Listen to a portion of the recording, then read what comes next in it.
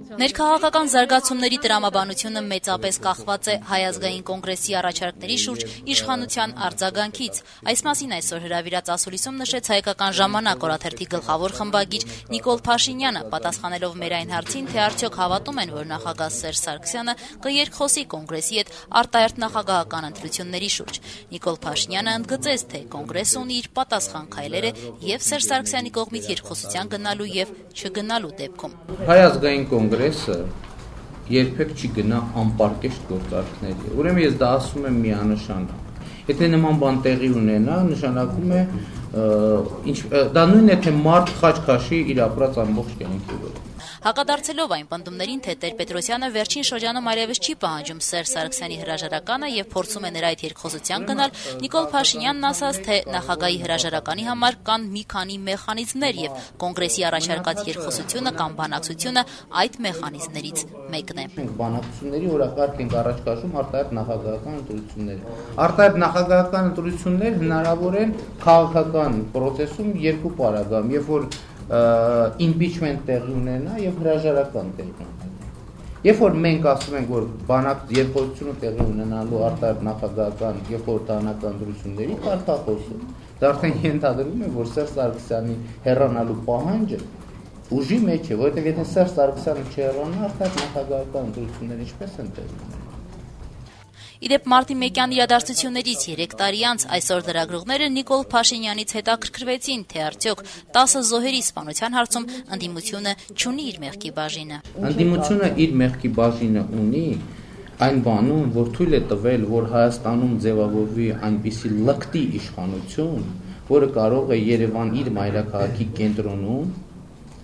գնդակահարել սեփական քաղաքացիներին։ Եվ ես ասում եմ պաշտոնապես, որ Հայաստանի Հանրապետության ընդդիմությունը նման բան այլևս թույլ չի տա։ Հայաստանում այլևս երբեք չի լինի այնպիսի իշխանություն, որ կարողանա սեփական քաղաքացիներին գնդակահարել սեփական մայրաքաղաքի կենտրոնում։ Ընդդիմություն իշխանություն հնարավոր երկխոսությանը կուզեի իմանալ ինչպես եք վերաբերվում։ Շատ դրական, շատ։ Ակնկալում եք, որ այսպիսի շրջադարձ կարող է լինել։ Ճիշտ ասած ոչ, բայց շատ ուրախ եմ։ Որ մարդիկ ամենառաջինը մարդիկ, որ իրար դեմ լարված չեն, ամենակարևորը, որ չեն ասում դու դիմություն ես դա բառերս համար, աշխատանքի վայրում էլ մարդիկ իրարից բաժանվում են, իրարից կռվում են, ինչ որ թե հարցեր են պարզաբանում։ Իսկ հիմա ոնց որ թե ավելի հանգիստ ենք, ավելի ինչ որ թե հույսեր ունենք, որ լավ կլինի, առաջընթաց կլինի։ Ընդդիմությունը սրիկաններ են։ Երբ որ Տեր-Պետրոսյանը ուզում է գա իշխանությանը, նա իշխանության վրա էր։ Թող այդ ժամանակ կարգավորել հանրապետության վիճակը, ժողովրդի վիճակը։ Թող հիմա ավելորդ բաներ չխոսա։ Այսինքն բացասական եք վերաբերվում։ Այո, վերի բացասական։ Եվ դրանք քայքայում են պետության հիմքերը։ Ընդդիմություն, իշխանություն նույն բանն է։ Դա նույն բանն է, ոչ մի տարբերություն չկա։ Իմ կարծիքով Հայաստանն ավելի ուրիշ մեծ խնդիրներ ունի, հարցեր ունի լուծելու, քան թե ներքին քաղաքականության մեջ։ Իմ կարծիքով արտաքին քաղաքականության մենք մեր հայկական հարցի շուրջ ավելի խոհեմ կլինի մտածելն ու այդ հարցերի մասին մտածել սոցիալական վիճակի, քան ընդդիմության, իշխանության այդ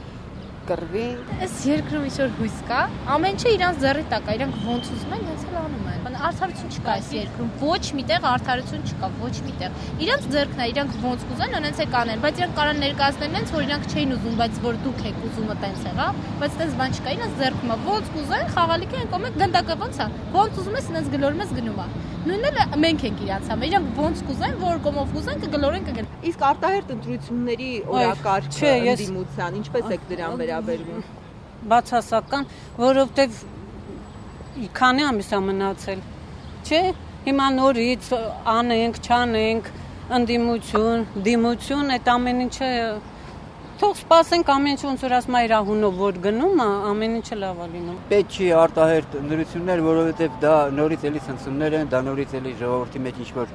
պառակման ինչ-որ երևույթներ կսկսվի եւ այլն եւ այլն։ Ավելի շուտ պետք է մտածել նորմալ, թափանցիկ ժողովրդավարական ընտրություններ իրականացնել, որտեղ ես իմ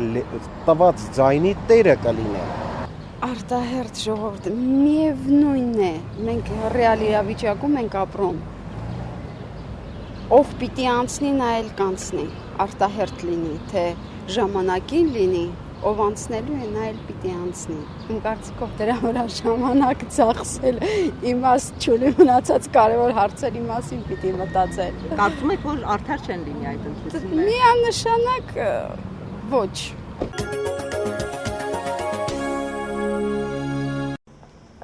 Բրիտանական Oxfam կազմակերպությունը պարենային համակարգի գլոբալ բարեփոխումների կոչ է անում, զգուշացնելով, որ հակառակ դեպքում հիմնական սննդամթերքի գները կարող են ավելի քան 2 անգամ բարձրանալ առաջիկա 20 տարիների ընթացքում, խորացնելով միլիոնավոր մարդկանց աղքատությունը։ Oxfam-ի մասնագետները կանխատեսում են, որ բնակչության աճը, համապատասխանաբար սննդամթերքի պահանջի աճը եւ կլիմայի փոփոխության ազդեցությունը ավելացնելու են խնդիրները։ Կազմակերպությունը կանխատեսում է, որ 2030 թվականի սահմաններում հիմնական սննդամթերքի գները աճելու են 120-ից 180%-ով, աշխարհի բնակչությունը 2050-ի սահմաններում էլ 1/3-ով ավելանալու է, հասնելով ավելի քան 9 միլիարդի, իսկ սննդամթերքի պահանջը ավելի շատ է աճելու 70%-ով։ Միտումները այսօր իսկ արդեն նկատելի են։ Այս տարվա ապրիլին Համաշխարհային բանկը հայտնեց, որ մթերքի գները անցյալ տարվա համեմատությամբ 36%-ով աճել են։ Պարենային գների աճի արդյունքում 44 միլիոն մարդ աղքատության մեջ է ընկել 2010-ից մինչև 2011 ապրիլն ընկած ժամանակահատվածում։ Oxfam-ի մասնագետները լուծումը տեսնում են պարենային պահուստների բազմակողմանի համակարգ ստեղծելու մեջ, ինչպես նաև վերահսկելու չարաշահումները պարենի միջազգային շուկայում, ներդրումներ կատարել ֆերմերային փոքր տնտեսություններում և կլիմայի փոփոխության դեմ պայքարող հիմնադրամում։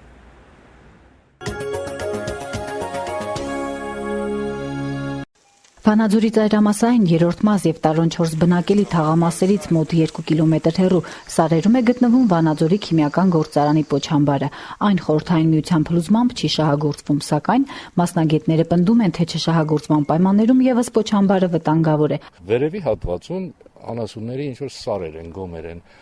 արածելու ժամանակ ինչ ազդեցություն կարող են թողնել։ Միանշանակ բացասական ազդեցություն կարող են թողնել։ Արտաքինից լիճ հիշեցնող պոչամբարն իր մեջ թունավոր միացություններ է պարունակում՝ ամոնիում, սուլֆատ, չոր մնացորդներ։ Ամոնիումի միացությունները պոչամբարի հոսքաջրերում, որոնք խողովակով թափվում են սարերից եկող արվակների մեջ, ավելի քան 100 անգամ գերազանցում են սահմանված չափորոշիչները։ Այս միացություններով հարուստ պոչամբարի ջրերը 2 կիլոմետրանոց խողովակով լցվում են Փամբակ գետ։ Արտահոսքը, որ ընդերից խողովակ են գցել դեռ սովետների ժամանակ, դա անհրաժեշտություն է եղել, բայց անհրաժեշտություն է եղել նաև այն, որ ջուրը արտահոսքը միանգամից մակերութային ջուր չթափանցի, այլ մաքրվի նոր։ Բայց հիմա չի գործում։ Հարակից թաղամասի բնակիչները պոչամբարի վտանգների մասին իրազեկված չեն։ Նրանք շարունակում են իրենց հողամասերը ջրել այն արվակների ջրերով, որոնց միախառնվում են պոչամբարի խողովակից եկող ջրերը։ Արվից ջրում եք։ Իսկ դու գիտեք, որ մեջը թունավոր նյութեր կան։ Հիմա չկա։ Մասնագետներն ասում են կան։ Բայց ինչու չկա հիմա։ Որ արդեն խմզավոդը չի աշխատում, մեր վերևները։ Այսինքն դուք տեղեկացված չեք, որ կա։ Հիմա մասնագետն ինքն է ասում, որ թունավոր է, հա։ Գալիս ենք, ստե անալիզներ են վերցնում, տանը ստուգումներ կատարում, եւ ստե շատ բարձր է, հատկապես վերևի հատվածը։ Իսկ ված չեք զգում այդ բերքը, որ ուտում եք եւ այլն։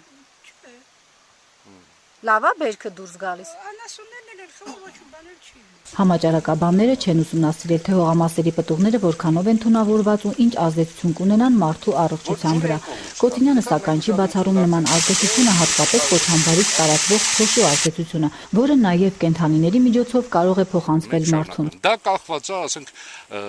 տվյալ ժամանակի քամիներից։ Եթե քամիները ուժեղ լինեն, ես համոզված եմ, որ ասենք թե հողի վրա ազդեցություն կունենա։ Բնապահպանական պետության լոռու մարզային կառույցը գտնում է, որ պոչամբարի ռեժիմը չի համապատասխանում սահմանված չափանիշներին։ Եթե քիմգործարանը ցանկապատի պոչամբարն ու զգուշացնող ու տեղեկատվական վահանակներ տեղադրի, պոչամբարի վտանգավորությունը կնվազի, մարդիկ կտեղեկանան վտանգավորության մասին ու իրենց կենդանիները մուտք չեն գործի այնտեղ։ Պարտադիր պետք է նաև ցուցատախտակներ փակցված են ցուցանակներ, որոնք զգուշացնող ազդեցություն ունենան մարդկանց, որոնք չգիտեն, միանգամից ասենք, որպես հատուկ պահպանվող տարածք, այդպես մարդիկ զգուշանան եւ իմանան այստեղ արածեցում չկատարեն անասունների արածեցում, ջրից չօգտվեն, լողանալու խնդիր չունենան այստեղ, այտենց դեպքերը բացառվեն։ Բայց միշտ բերում են, ասենք թե ֆինանսական, ասենք միջոցների սղության կամ չլինելու, բայց եթե ասենք այստեղ մի որևէ թունավորում լինի, իրանց այդ ֆինանսական կամ եւ այլը չի կարող փոխարինել, ասենք տվյալ դժբախտ դեպքերի հետ։ Անցած 2 տարիներին հին գործարանը մոտ 1 միլիոն դրամի տուգանքի է ենթարկվել Պոչամբարի անվտանգության չափանիշների չպահպանման համար։